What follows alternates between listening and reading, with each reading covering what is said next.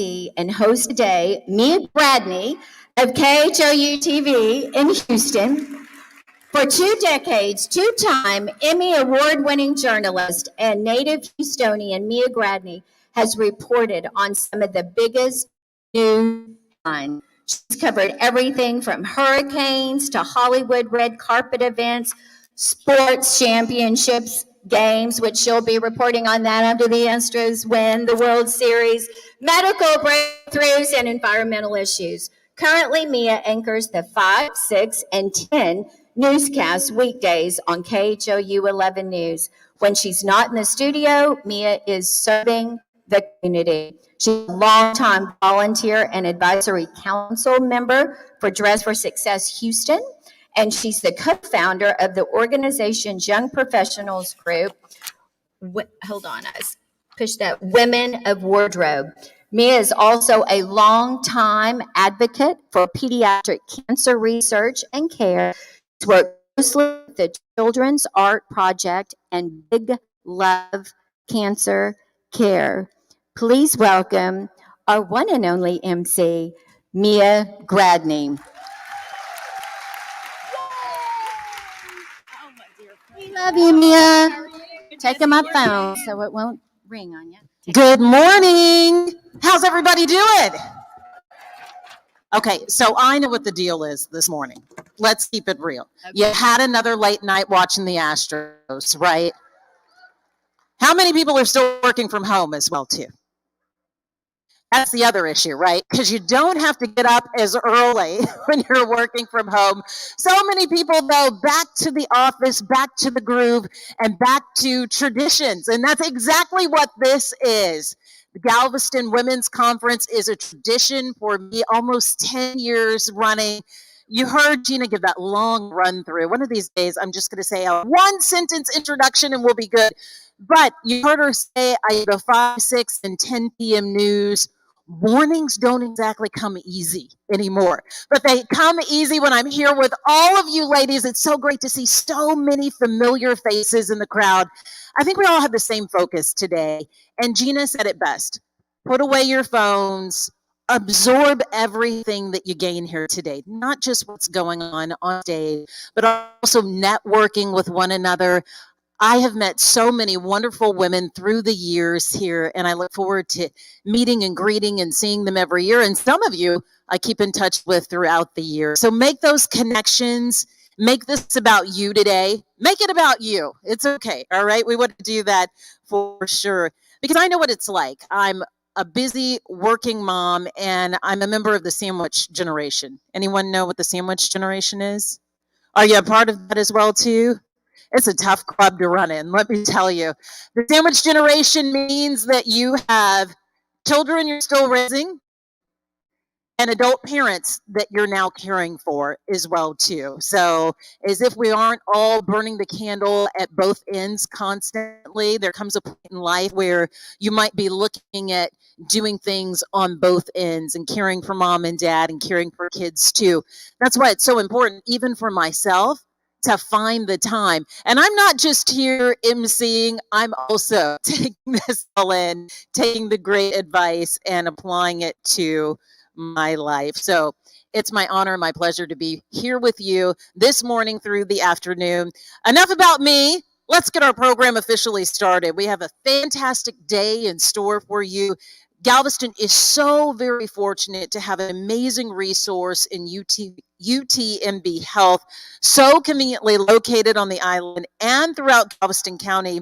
And what a treasure trove of medical services to choose from. This portion of our program, by the way, is brought to you by UTMB Health. Please bring your attention to the screen as they make their way up to the stage. There's nothing more important than quality health care for you and your family. That's why UTMB Health is in the communities where you live, providing easy access to innovative care. At UTMB, we know our patients need personalized care to lead healthy and fulfilling lives, providing everything from primary care, specialty care, urgent care, and emergency medicine. UTMB knows healthcare. UTMB knows you. To find a UTMB doctor near you, visit utmbhealth.com.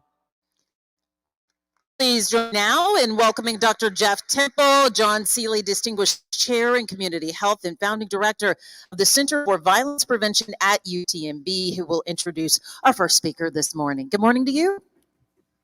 Thank you so much. So that Gina, her drink ticket, as well as Carolyn's, that I could get you all to cheer twice using 2 words each time. Go Astros. All right, so that's Gina's ticket. COVID sucks. That's a lot of drinks for me. All right, so thank you. Oh, I actually have one more 2 words that's going to get a lukewarm response. Go Cowboys. Oh, all right, never mind. Good. All right, so again, I'm Jeff Temple. I'm the director of our Center for Violence Prevention at UTMB. UTMB Health has been around for a long time, 130 years. First medical school in Texas, first nursing school in Texas. And yeah, thank you. That didn't get as big of a cheer. It should have. I'm here to introduce our speakers and to thank you all so much for being here. All right, so she is the Director of Nursing Research at UTMB Health. She led the mental health and resilience efforts throughout the pandemic at UTMB. She is a product of our world-renowned nursing program at UTMB. So please join me in welcoming Dr. Tammy Culpit. Okay, and before we do that, I had them do each of the speakers 2 truths and a lie. All right, so I'm going to ask you guys to say which one's the lie. First, you can read as well, but I'll do it. There's a photo of her at age 4 in the Texas City Sun newspaper celebrating the fact that she read the most library books over the summer. She does look studious. She won a Texas Championship Award at Gillies for mechanical, not bully riding. That's a typo. That's a typo. And I would like to see it. She is working on a novel based on the life of an infamous female relative from the 19th century. All right, so which one is the lie? Wait, I shouldn't do that. By cheer, is it 1? Is it 2? Is it 3? All right, so it sounds like the audience think number 2 is the lie. Is that the lie? That's the lie. Oh, well done. All right, I'm giving it over to her. I think I'm going to take the mic with me, Mike, or I'll leave it here. Also, the mic's guy, his name's Mike. All right. Thank y'all. Okay. They're looking for the clicker. No clicker yet, but that's okay. Thank you so much. Oh, look, there's the slides. That's good. I put photographs in. The photographs are mine. I am not a professional photographer, so you can fault me for all of that. But thank you very much for the introduction, Jeff. Thank you for letting me be here. This is a wonderful conference. It's very exciting. I love that. I think I got the clicker. Let's check and see. Oh, yeah, that's it. Oh, no, that's not. Let me go back. Oh, they're getting it. Okay. This one? Let's see what happens. There's a lot of buttons on here to push. Let me see.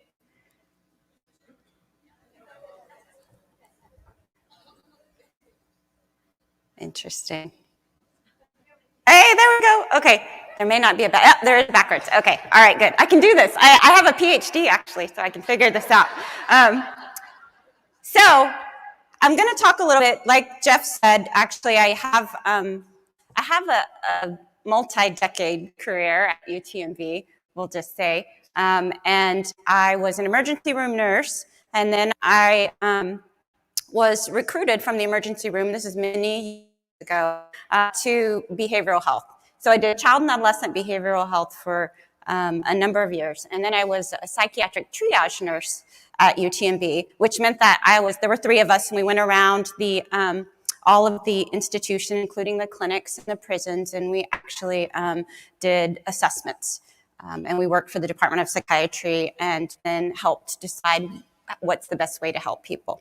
When I went back and got my PhD, though, I really wanted to study behavior not in the abnormal context, right, all the time. I kind of wanted to study our normal behavior and how to help us be the best that we could be.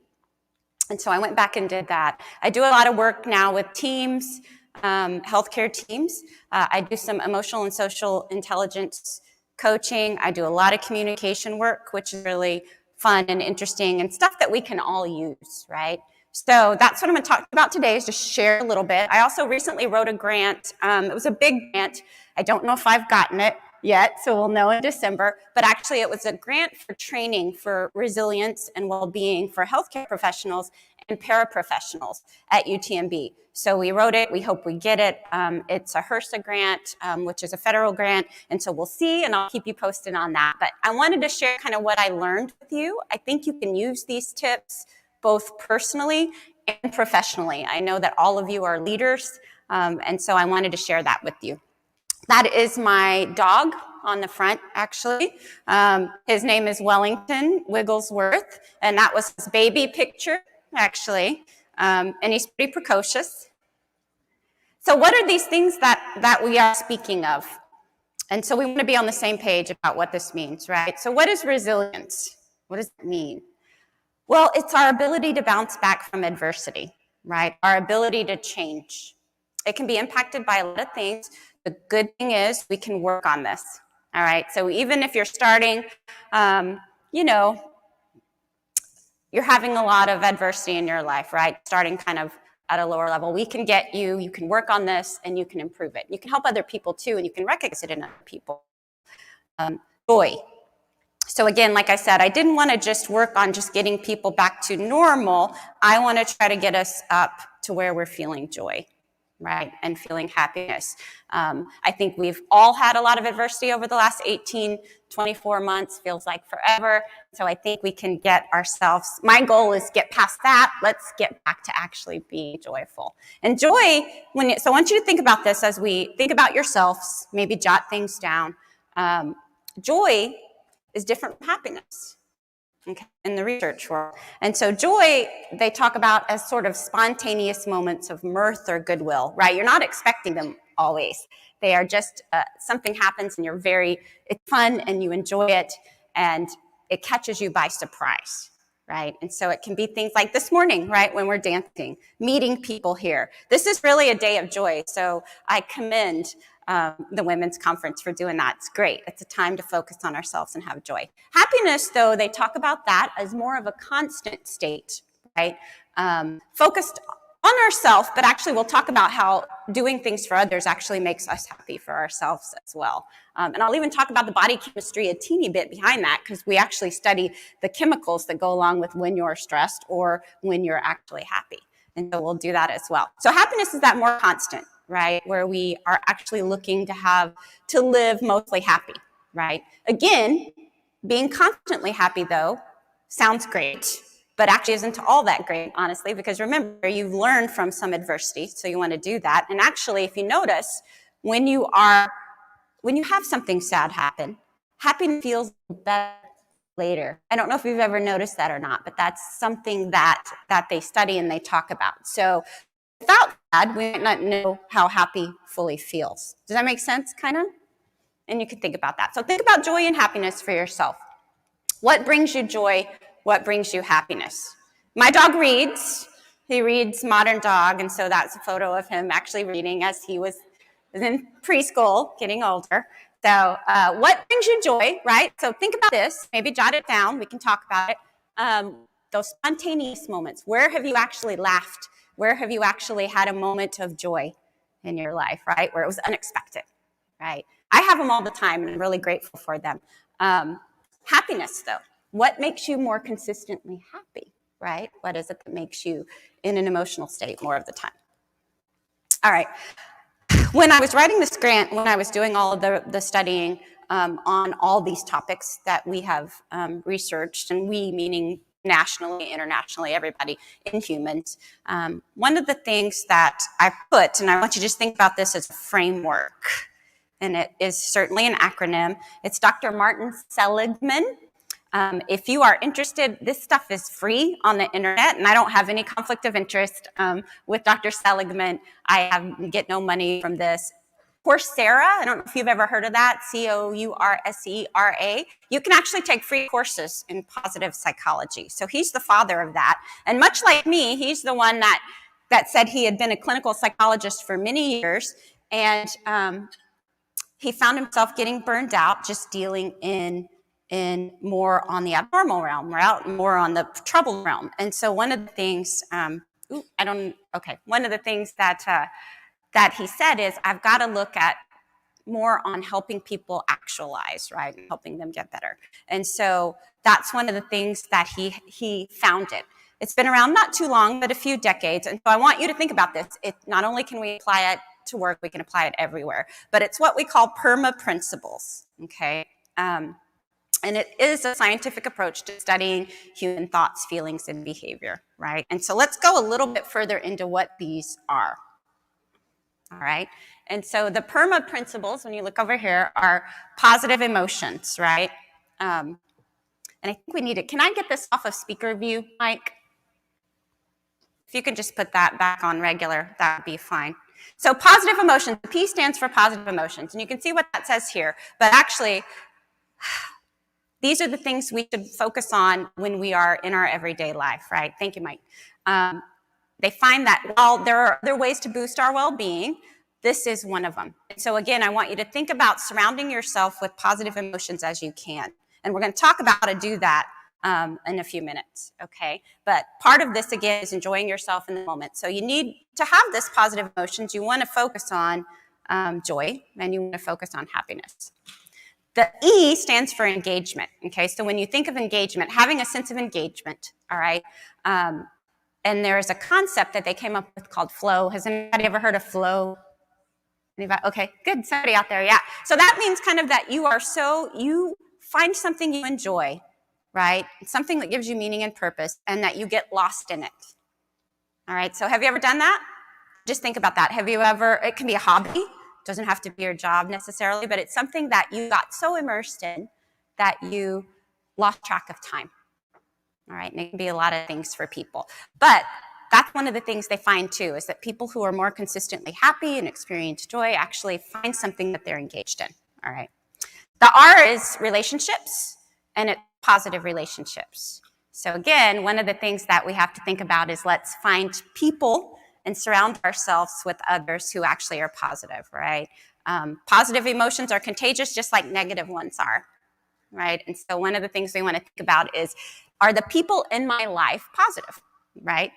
And are the people I work with positive? Because again, I know that's hard to change things, but you can make a difference, right? By projecting out positivity and doing some of the things we'll talk about in a minute. But relationships, positive relationships, for the most part, are important. And then M stands for meaning, right? And purpose, right? So when you see this, it talks about even someone who is deliriously happy most of the time may not. Uh-oh. Sorry, we're having that back. Okay, maybe that was me moving. All right. So meaning in life, that's something that it looks like we all really strive for. And it can be different for different people, right? And usually what they say about meaning and purpose is that it's outside of yourself. All right, it's something bigger than you. So you are focusing on, for me, I'm focusing on trying to help people through research. We do a lot of work with women. I've done a lot of work with women in prison who are mothers. And so we have a baby and mother bonding initiative. We're kind of been studying how do we help them stay out of prison, right? How do we help them bond with their babies? And so one of the things that I've always wanted to do is make the lives of children better.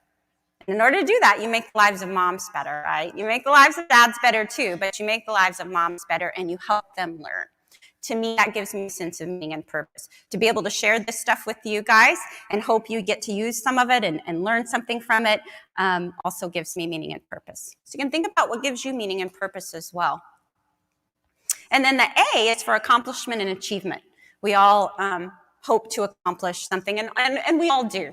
So if you think about this, think about any of you. You have accomplished or achieved something. You are here, right?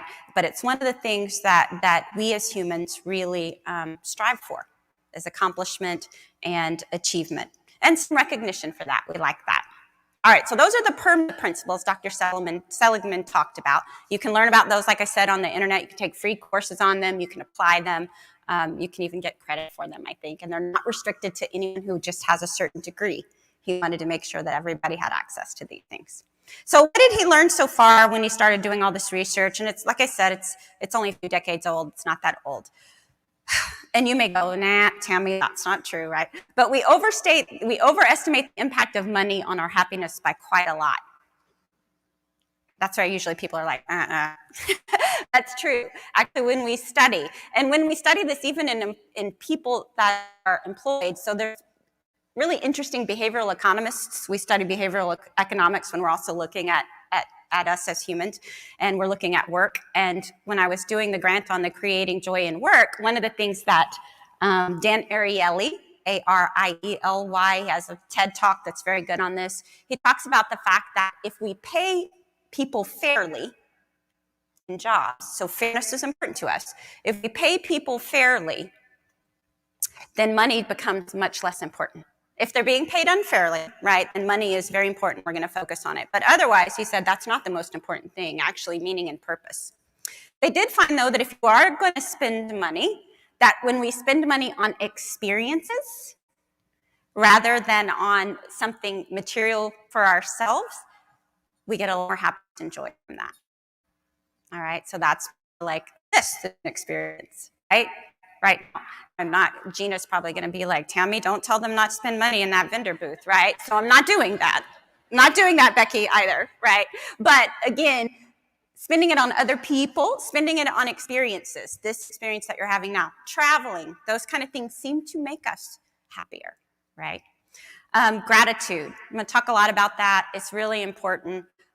We've been practicing it at UTMB. I do a support and well-being a support group for well-being every other Wednesday, and we have people that join on from anywhere they can across even our prison system.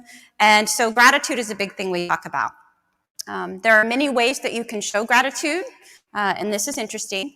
So you think of it as saying thank you, right? I'm going to say thank you for doing that. I'm going to authentically say, I like the way that you did this, or thank you for helping me. Thank you so much for letting me be here and talk to you today, right? You can write letters. They also talk about forms of gratitude, and one of them being forgiveness, which is interesting. So people who can forgive actually seem to be happier and better able to experience joy as well. And so forgiveness is important. And they say that it's not just forgiveness of other people, it's forgiveness of yourself.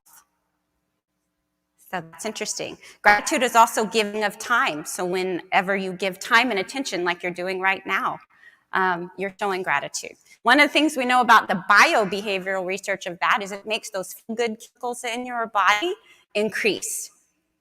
Those things that usually sometimes we have to give pills for, like serotonin, right, or oxytocin, actually, you'll get little bumps of those just from helping people.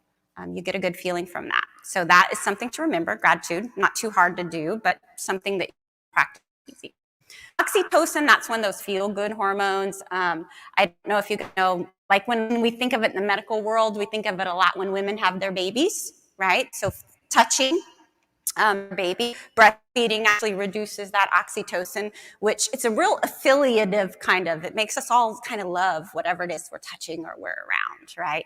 And so it's a good thing. And so what they found with their research is that this oxytocin does provoke greater trust, empathy, and morality in human beings, and you get a big boost of it when you do things like gratitude, do things like authentically connect. Other research, happiness, character strengths, and good social relationships are buffers against disappointments and setbacks. They are also buffers against physical illness. Yeah, you probably know. I see some of you shaking your heads, which is true. There's these things that we have, these different cells in our immune system, right? Like the tumor killer cells, for example, which is interesting. And what they find is that if you actually have more consistent moods and then episodes of joy, actually have a higher and a little less worry in your life, less adversity, you actually have those work better. So that's some ongoing research, which is interesting. Christ do reveal character, though. And so again, you don't want to have this life where you don't get the chance to learn anything, but you you do want to come out and reframe what you've learned, right, through that crisis and think about that. And it does actually build character, and it ultimately promotes your well-being, which is good. Other people matter. We're social creatures. We like to be around other people. I personally enjoyed to be back out again. I was out last night. I took Scotty to dinner. It was just really a joy to do that, right? Even if we're not a total extrovert, like some of us are in the middle, some of us are more introverted, we still like to have people around us. That's just us as human beings. Religion or spirituality matters, and that's back to actually when you think about that meaning part of PERMA, the M. And what that means is something bigger than yourself. Whatever that is for you, all right, that contributes to happiness. So whatever it is that you find meaning and purpose in matters. All right, we see that everywhere. And then work matters, right? We want to have that achievement and accomplishment. Many of us get it through work. We can get it through other things too. I'm going to give you some big words. Sometimes I pronounce this one all, so forgive me. But there's two, when you think about happiness, they think about it in two ways. They think about it, it's called eudaimonia, which is a more well-being, kind of a deeper form of satisfaction and happiness. And then you think about hedonistic or hedonia, or in behavioral health, we'll talk about if somebody's anhedonic, we might chart that, and that just means they're getting no pleasure at all from life. And they're not getting pleasure from things they used to get pleasure from. But eudaimonia is what we kind of want to strive for, right? Which is a deeper sense of satisfaction. You want to have both. It's okay to be hedonistic. You're here today. You need to get some pleasure out of stuff. You need to go get your hair done if you want to. Go get that facial. Do something you will enjoy. That's fine. But think about those PERMA principles to get to that eudaimonia or that deeper level. Your heart matters, all right, just as much as your head. So again, whole body tells you things, so pay attention to it. And like I said, we can teach these things. You can overcome things, all right? You can do this. We mean it, and you just have to work on it. All right, and at work, we get our job performance improves when we experience more of those positive emotions and when we share them with each other.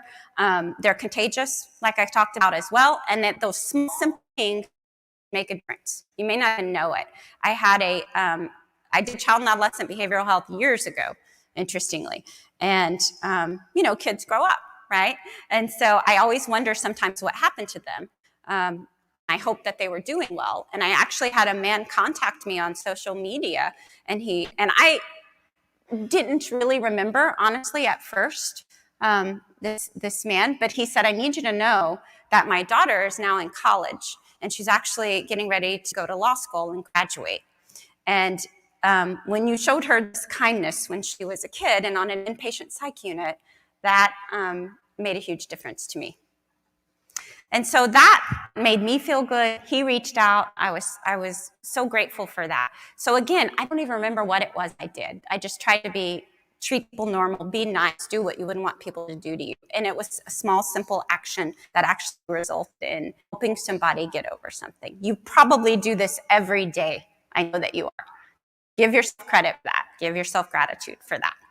So to enhance a sense of our authentic happiness, right, that long-term stuff, which will lead to more joy and resilience, right, and well-being, experience more positive emotions. Do things that make you happy. Learn what makes you happy.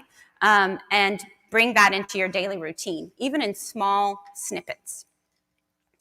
Work on that engagement part, right? Pursue hobbies that interest you. Develop skills. Look for jobs more suited to your passion if you're not in something where you feel that passionate about. Now, again, a lot of times though, what we find is when I coach and talk to people, you can reframe what you're doing, right? And you can find some enjoyment in that. So sometimes it doesn't mean I got to quit my job. It just means that I may not be looking at it in the right way, right? I may not be looking at it as realistically or as positively as I could.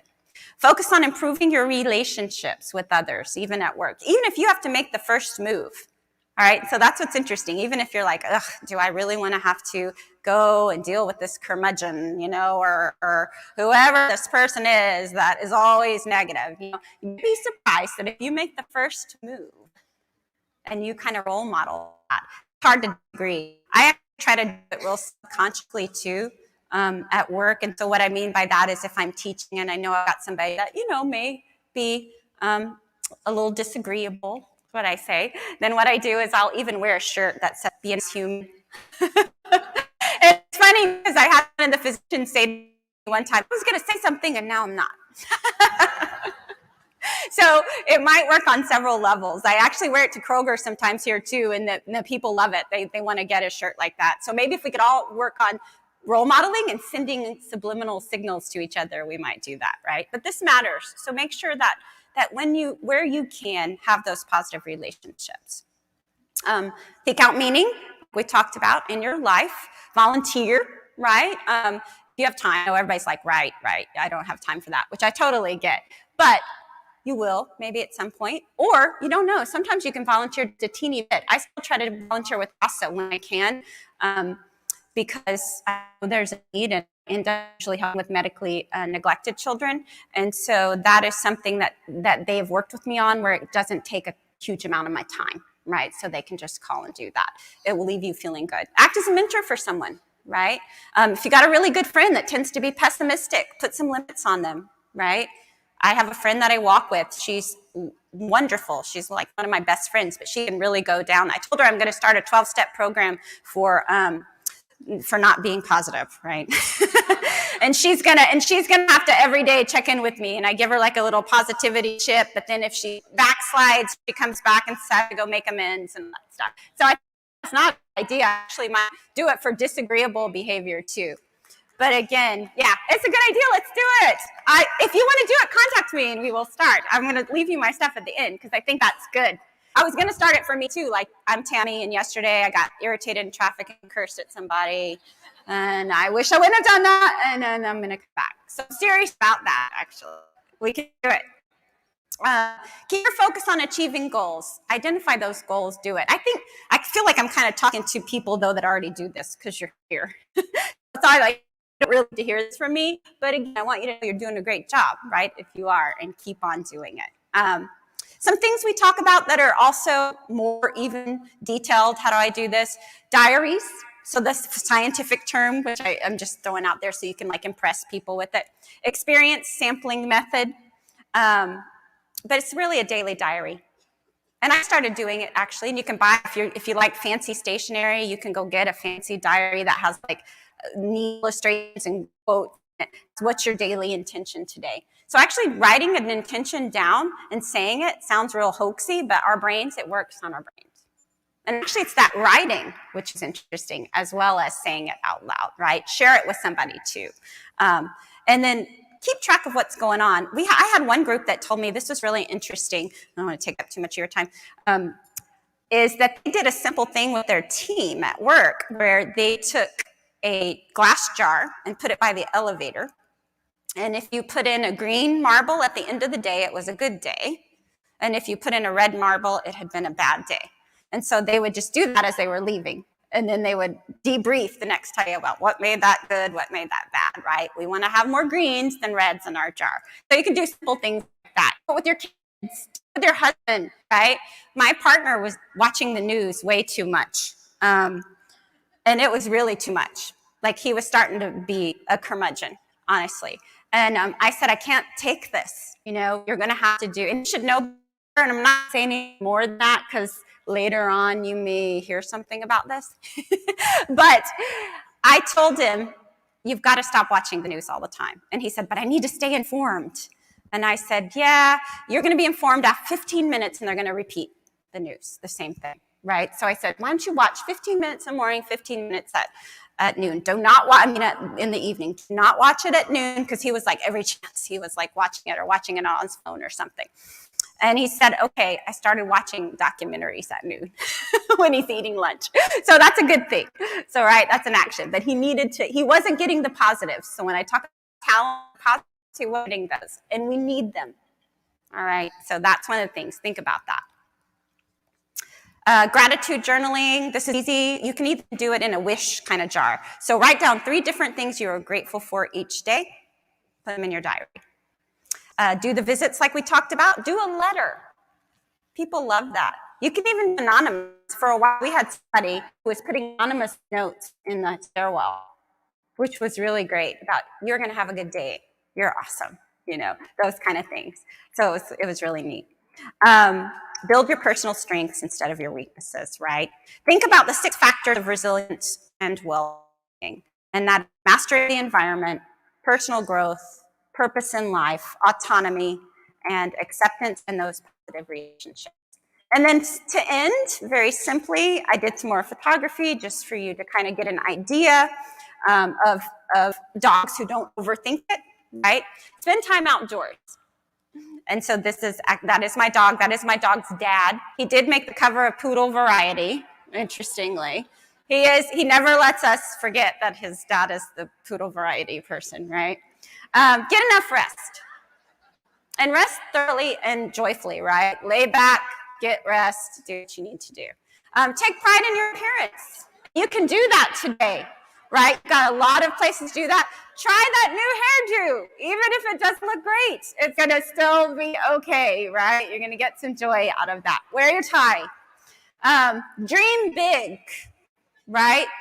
Don't just be a good boy, be the greatest boy, right, that ever was. And remember the power of levity and laughter.